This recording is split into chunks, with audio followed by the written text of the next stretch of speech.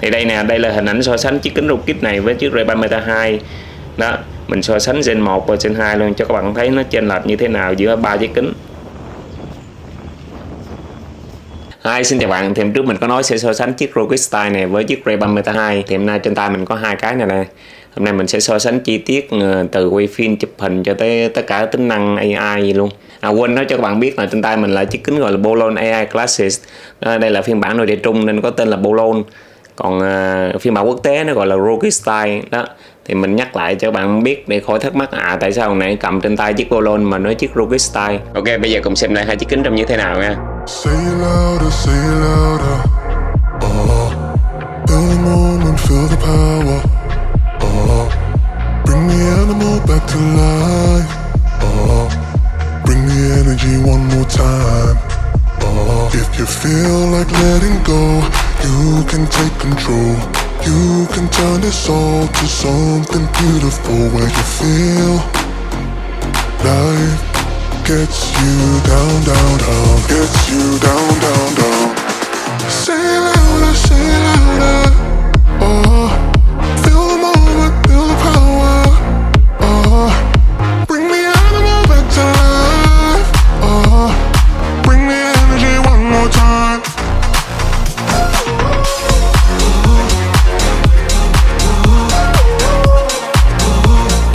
Bring the energy one more time.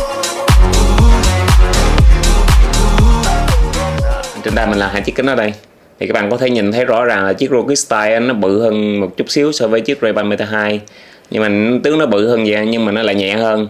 Chiếc này cân là 46 gram, còn chiếc này cân nặng là 48 gram. Đó. Thì thiết kế gọng và mọi thứ á, thì các bạn có thể nhìn thấy là chiếc Rokitt Style này sẽ to hơn chiếc Ray-Ban Meta 2 một tí. Nói về size á, thì chiếc Ray-Ban Meta 2 á, có hai size 50 và size 53. Còn chiếc Rokitt Style này nè là nó chỉ có một cái size 53 thôi nha. Phần điểm mũi á, thì chiếc Rokitt Style á, nó sẽ có phần điểm hơi nhấn vô này nè, nó tạo cảm giác im hơn so với chiếc điểm mũi của chiếc Ray-Ban Meta 2. Về cái cảm giác đeo á, thì chiếc Ray-Ban Meta 2 này nó ôm tay hơn, nó ôm cái thành tay hơn, và nó ôm quá cũng gây cấn vào cái thành tay nữa. Còn đối với chiếc Rokitt Style á, thì đeo rộng hơn, dễ chịu hơn. Nói về trồng kính á, thì trồng kính trên chiếc Rokitt Style này nè và chiếc Ray-Ban Meta 2 này là các bạn có thể thay thế được. Thì khi cần các bạn có thể ra tiệm kính á, cắt loại bỏ trồng kính này và thay thế thành trồng kính cận, trồng kính viễn, trồng kính lọn vậy á. Thì các bạn bị cận, bị viễn khỏi lo nha, thì mua kính này về xài bình thường. Tiếp theo thì mình sẽ nói về camera và đèn và cảm biến. Thì đó các bạn nhìn thấy hai kính nè, vị trí camera, đèn và cảm biến đều giống nhau hoàn toàn hết. Và cái hai chiếc kính này đều có khả năng là quay video lên tới 3K và chụp hình 4K nha. Nhưng mà đối với chiếc Rokitt Style này nè, mà khi chụp hình quay phim á, cái đèn nó nhấp nháy, nó mờ hơn, nó nhỏ hơn, khó thấy hơn. Đây, đang quay phim nè. Còn đối với chiếc Ray-Ban Meta 2 á, thì cái đèn sáng nó sáng dữ lắm, nó nhấp nháy sáng rõ lắm. Nè, để mình quay cho các bạn xem. Đó, thì nó sáng, nó sẽ gây chú ý cho cái người đối diện luôn. Còn cái chiếc Rokitt Style á, thì gần như người ta không để ý luôn á. Để cho mình đi vào chi tiết chụp ảnh quay phim cho các bạn xem nha. Về thiết lập chụp hình quay phim của hai chiếc kính thì nó như thế này nè. Thì các bạn có thể thấy là trên chiếc Ray-Ban Meta 2 Gen 2 á, có khả năng quay phim 3K và 30 fps. Còn bên chiếc Rokitt nó có nhiều cài đặt lắm, như cài đặt tỷ lệ khung hình, cài đặt 2K, 3K, và nó còn có cả là watermark nữa. Nó có khả năng bật watermark hoặc bỏ watermark. Trên chiếc Rokitt cài đặt quay phim tối đa lên tới 10 phút nữa. Còn trên chiếc Ray-Ban Meta 2 á, thì tối đa chỉ được 3 phút thôi. Còn những bạn nào hên hơn thì trên chiếc Gen 2 của họ có khả năng cài lên tới 5 phút quay phim. Còn trên chiếc kính của mình đã xài 2 năm nay rồi mà vẫn chỉ được quay được 3 phút thôi. Thì sau khi xem qua thì các bạn thấy chiếc Rokitt nó có nhiều tính năng cài đặt hay hơn. Nhưng mà để giờ mình test thử thêm chất lượng quay phim chụp hình nó như thế nào nha. Thì đây nè, đây là hình ảnh so sánh chiếc kính Rokitt này với chiếc Ray-Ban Meta 2. Đó, mình so sánh Gen 1 và Gen 2 luôn cho các bạn thấy nó chênh lệch như thế nào giữa ba chiếc kính. Để xem coi chiếc Rokitt nó nằm ở đâu so với hai chiếc kính Gen 1 và Gen 2. Mình test đủ điều kiện ánh sáng luôn, test buổi sáng, test buổi tối, đi bộ, chạy, chống rung xem như thế nào nè. Cái này mình test đi bộ và chạy thử nè. Này là mình test lại lần 2 nè. Thì có thể thấy chiếc Rokitt Style có vẻ nó chống rung tốt hơn chiếc Ray-Ban Meta 2 Gen 1 và Gen 2 trong điều kiện đầy đủ ánh sáng á. Cái này là mình test thử chạy xe máy nè. Thì thật sự mà nói chất lượng hình ảnh của chiếc Ray-Ban Meta 2 Gen 2 vẫn là chiếc kính cho chất lượng hình ảnh tốt nhất hiện nay nè. Mình đã cài đặt 3 chiếc kính ở chế độ quay là cao nhất. Nhưng chiếc Gen 2 là quay 3K nè, Rokitt quay 3K nè. Còn chiếc Gen 1 là quay ở 1080. Các bạn có thể thấy thông số của Rokitt công bố là 3K nhưng chất lượng nó không có bằng Gen 2. Và còn một điều nữa là chiếc Rokit Style cái phần thu âm, phần lọc gió nó không có tốt bằng Ray-Ban Meta. Tiếng gió nó vẫn vào trong video rất nhiều. Để mình cho các bạn nghe thử nè, 3 cái tiếng khác nhau như thế này nè.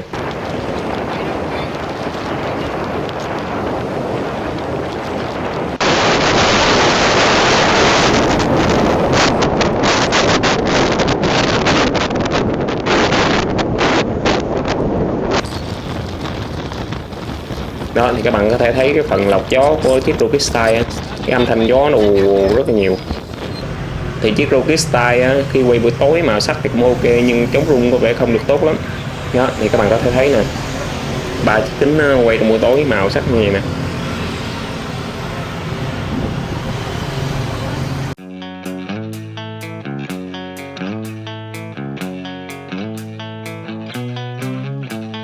Đó thì sau khi xem qua hình ảnh, xem qua video của 3 chiếc kính á, các bạn thấy chiếc kính nào tốt nhất thì để lại dưới phần bình luận cho mình biết ha.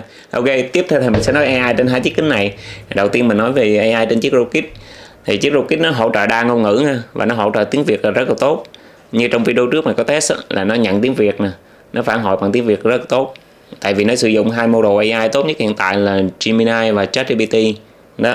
Và mình có thể tùy chọn cái model mình thích nữa. Vào trong phần setting đó, mình chọn model nào cũng được. Và nó hoàn toàn không có bị giới hạn gì tại Việt Nam á. Còn trên chiếc Ray-Ban Meta 2 nè cũng hỗ trợ một số ngôn ngữ và có hỗ trợ tiếng Việt luôn rồi. Nhưng mà chỉ sử dụng ở mức cơ bản thôi, giống như kiểu hỏi bây giờ là mấy giờ rồi, thời tiết hôm nay như thế nào, hoặc thời tiết ngày mai như thế nào đó, chỉ cơ bản vậy thôi. Kể cả cái câu hỏi đơn giản nhất là mình hỏi tổng thống Mỹ hiện tại là ai thì chiếc kính này vẫn báo là tính năng này chưa cho phép sử dụng ở quốc gia của bạn đó. Hay Meta, tổng thống Mỹ hiện tại là ai? Tính năng này chưa có ở khu vực của bạn. Ok, để cho mình hỏi chiếc Rokit Style cùng câu hỏi xem nó trả lời như thế nào nha. Tổng thống Mỹ hiện tại là ai? Tổng thống Mỹ hiện tại là ông Donald Trump. Nói thêm chi tiết về ông ấy xem. Ông Donald Trump là tổng thống thứ 47 của Hoa Kỳ, và trước đó ông cũng từng là tổng thống thứ 45. Ông là người thứ 2 trong lịch sử nước Mỹ đảm nhiệm 2 nhiệm kỳ không liên tiếp. Trước khi bước vào chính trường, ông nổi tiếng là một tỷ phú bất động sản, doanh nhân và là người dẫn chương trình truyền hình thực tế ăn khách The Apprentice. Tiếp theo mình sẽ nói về tính năng dịch thuật của 2 chiếc kính này. Thì như nãy mình có nói chiếc Ray-Ban Meta 2 này nè, nó hạn chế AI tại rất nhiều quốc gia, trong đó có Việt Nam. Thì cái tính năng dịch thuật nó cũng bị hạn chế luôn. Còn trên chiếc Rokit này nè, tính năng dịch thuật nó rất tốt nha. Nó có 2 dạng dịch thuật là nó nghe trực tiếp và cái phần dịch thuật real time, nó gọi là dual talk. Thì khi 2 người nói chuyện 2 ngôn ngữ khác nhau luôn, nó dịch luôn. Mình nhìn trong điện thoại 2 người nói khác nhau thì nó dịch trong điện thoại, mình chỉ cần nhìn vào thấy thôi. I am so tired today. Tại sao bạn lại mệt? Có phải công việc nhiều quá không? Yes, very busy. I sit all day. Và còn nữa, trên chiếc Rokit này là có tính năng Live AI là dịch trực tiếp từ cái hình ảnh nha. Thí dụ các bạn đi nhà hàng nhìn cái menu đó, kêu chiếc Rokit này là dịch cái menu đó thì nó dịch xong nó nói qua lỗ tai mình cho mình nghe. Không phải chiếc Ray-Ban Meta 2 này không có làm được, mà tại vì nó hạn chế AI tại Việt Nam nhiều tính năng quá nên sử dụng AI của nó rất là chán. Ok, bây giờ mình đi qua phần kết nối ứng dụng của 2 chiếc kính này. Thì trên chiếc Ray-Ban Meta 2 á, tại vì nó là của Meta mà nó kết nối rất là mạnh vào hệ sinh thái của Meta, giống như WhatsApp, Instagram, Messenger, rồi Facebook. Nó tích hợp sâu vô đó, mình có thể tương tác nhiều tính năng nữa, giống như dùng chiếc kính là chụp hình quay phim xong nó post lên Instagram, post lên Facebook luôn, và có thể nhắn tin WhatsApp rồi trả lời Messenger đầy đủ hết. Thì gần đây nó còn cho phép kết nối được với Gmail nè, Outlook nè, hoặc Google lịch. Thì giống như nó nhắc lịch nè và nó đọc email cho các bạn nghe luôn. Và tất cả các thao tác đó đều kết nối thông qua ứng dụng rất là dễ, chỉ cần bấm cái là kết nối thôi. Còn đối với chiếc Rokit Style này thì nó không có giống vậy. Nó nhận thông báo qua cái hệ thống của điện thoại á, khi nào điện thoại có thông báo thì nó sẽ đọc qua cái loa cho mình nghe. Nhưng mà cái phần cài đặt nhận thông báo á, trên chiếc kính này mình cài đặt sao nó kỳ kỳ á, mình cài đặt nó không có hiển thị lên. Thì các bạn nào biết các bạn comment trong phần bình luận cho mình xem nha. Nói chung là mình vào cài đặt hệ thống á, mình bật cái thông báo của cái ứng dụng nó lên mà chiếc kính này nó không hiển thị. Ok, còn một cái tính năng trên chiếc kính Rokit Style này mình rất thích là tính năng chỉ đường. Khi mà đeo chiếc kính này vào á, khi mình chạy đâu á là nó sẽ nói qua loa cho mình biết, kiểu như Google đi 300 m rẽ trái, 300 m rẽ phải thì nó nói qua loa. Khi mình chạy trong mấy cái hẻm nhỏ á, nó chỉ đường rất là tiện. Còn đối với chiếc Ray-Ban Meta 2 này thì thôi khỏi nói đi, tại vì AI nó hạn chế nên tính năng chỉ đường nó dĩ nhiên không có rồi. Mà kể cả có luôn, giống như chiếc Meta Ray-Ban Display á, có tính năng map luôn, nhưng mà nó sử dụng cái map riêng của Meta nên nó chỉ đường cũng không có đã lắm. Tại vì ở Việt Nam mình đã quen sử dụng là Google Maps rồi, nên chiếc Rokit Style này nó sử dụng Google Maps rất là tiện lợi. và còn rất nhiều cài đặt khác trên chiếc kính này nữa. Nếu so sánh về tính năng giữa hai chiếc kính này nè thì chiếc kính ROG Style này nó có nhiều tính năng hơn chiếc Ray-Ban Meta 2 đó. Chiếc kính này chỉ được chỗ là nó kết nối mạnh vào hệ sinh thái của Facebook, vào hệ sinh thái của Meta nữa, mình có thể tương tác rất là dễ dàng, rất là tiện lợi. Ok, tiếp theo mình sẽ nói về pin của hai chiếc kính này, đặc biệt là chiếc kính này nè. Đây là chiếc Ray-Ban Meta 2 Gen 2, còn chiếc nãy mình cầm là chiếc Gen 1 đó. Thì đặc biệt là chiếc Gen 2 này pin sử dụng rất là lâu nha, lâu hơn nhiều so với chiếc ROG. Khi mà mình bấm quay phim, hai chiếc kính là quay phim liên tục á, thì chiếc ROG này sẽ hết pin nhanh hơn. Thì tất cả các thông số mà nhà sản xuất công bố á, mình nhìn thấy đẹp vậy, nhưng mà test thực tế thì nó không có đúng như vậy. Ok, còn nói về sạc á, thì cái hộp của ROG Style của mình đang có này nó không có tính năng sạc. Muốn sạc là phải gắm cọng dây này nè, thì một đầu là Type-C, còn đầu là gắn vào kính thì nó sạc. Và cái tốc độ sạc nó rất là nhanh nha, tầm 20 phút là sẽ đầy 100% kính luôn, nó sạc rất là nhanh. Đó là cái điểm mạnh của ROG á.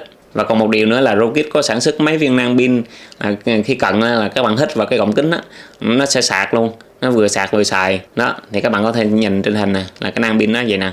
Còn đối với Ray-Ban Meta 2 thì cái hộp sạc này đã quá quen rồi, nó vừa là cái hộp thời trang mà vừa kim luôn cái tính năng sạc.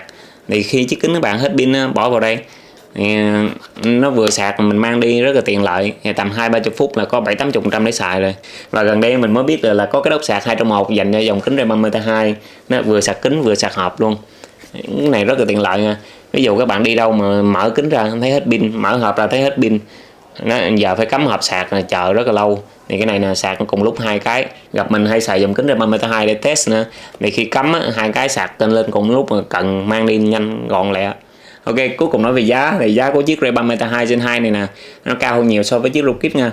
Nhưng bù lại là chiếc Ray-Ban Meta 2 này nó có nhiều mẫu mã, nhiều lựa chọn hơn, và một số phiên bản gọi là phiên bản giới hạn á, thì giá của nó rất là cao, lên tới 20 mấy triệu. Còn giá của chiếc ROG này nè là dưới 10 triệu. Mà về Việt Nam thì mình chỉ thấy có phiên bản trồng đen này thôi, mấy phiên bản trồng đổi màu rất ít thấy. Ok, trên đây toàn bộ so sánh chi tiết của mình về chiếc Ray-Ban Meta 2 và chiếc Bolon AI Glasses, hay còn gọi là chiếc ROG Style á. Thì hy vọng với cái video của mình sẽ giúp ích cho các bạn có cái nhìn rõ hơn về cái loại kính mà các bạn cần mua đó. Thì nếu các bạn thấy video này hữu ích và giúp ích cho các bạn thì đừng quên nhấn nút đăng ký để theo dõi mình review những chiếc kính thông minh khác nha. Cảm ơn các bạn đã xem video, bye bye.